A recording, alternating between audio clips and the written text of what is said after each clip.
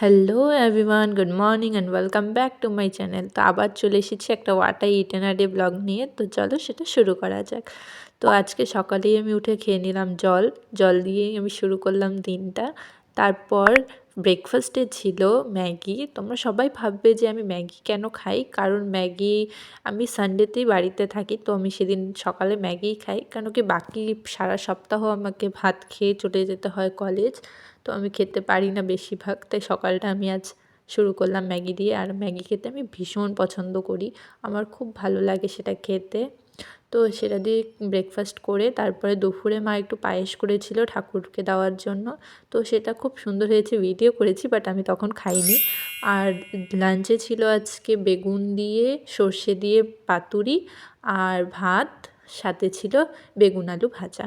তো এটা দিয়ে লাঞ্চটা সেরে নিলাম। আর সন্ধ্যাবেলায় সেই পায়েসটাই খেলাম, আবার ঠাকুরকে যেটা দেওয়া হয়েছিল সেই পায়েসটা সন্ধ্যাবেলা মা দিল, তো সেটাই খেয়ে নিলাম। আর রাতে ছিল সেই দুপুরের পাতুরি, সাথে বেগুন আলু ভাজা, আর মা একটু শুকনো মাছের চাটনি করেছিল, সেটা দিয়ে রাতের ডিনারটা সেরে নিলাম। দ্যাটস ইট, বাই, দেখা হচ্ছে নেক্সট ব্লগে।